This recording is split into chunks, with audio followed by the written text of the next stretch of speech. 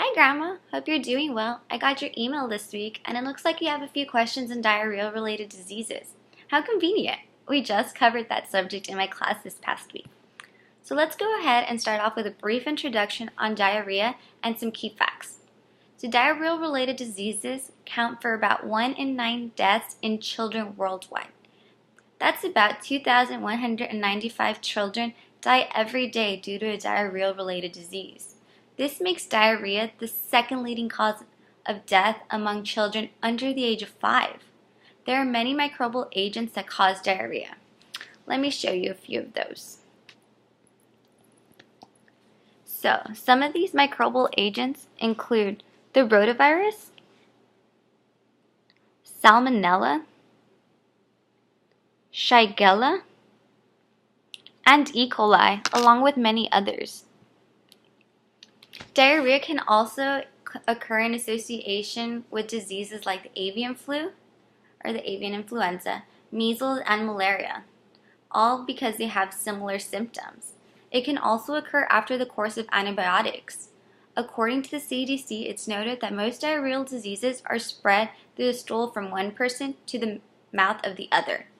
This can occur through the contamination of water, food, and objects. Agents that cause diarrhea can be on the hands of people that prepare food, as well as objects people touch like doorknobs, cooking utensils, and tools. These agents can also be introduced near water sources from where people get their drinking water. So now let's talk about some risk factors.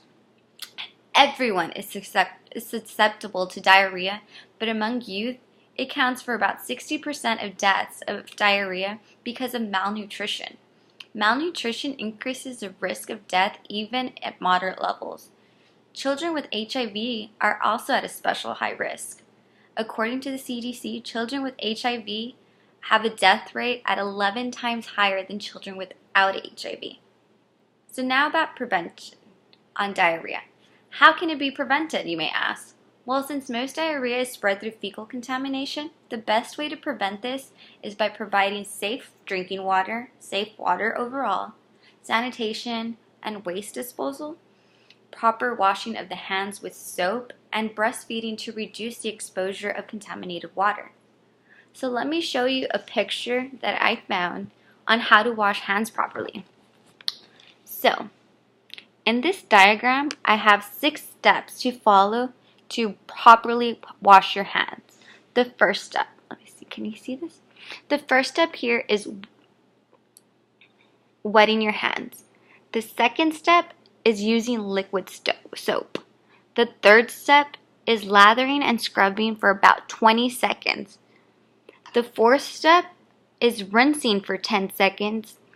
The fifth step is drying your hands with a paper towel here.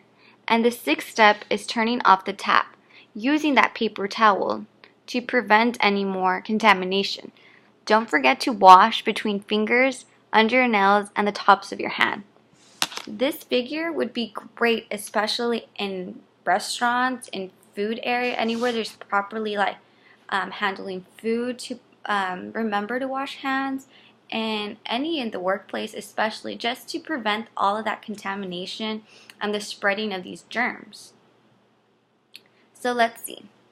Vaccinating also, especially for the rotavirus, is key. The CDC proposed encouraging of antibiotic use, the support of community health workers, improving training programs to ensure that facilities provide hand washing, safe water, and proper disposal of human waste in order to prevent diarrhea. That figure especially would go great in any of these places, just as a reminder to properly wash your hands so we can prevent diarrhea. Since these diseases are preventable, it's better to take these steps instead of getting the disease. I hope this covers a few of the questions you had, Grandma. If you think of anything else you'd like for me to go over, you know I'm just a phone call or an email away. Have a great week.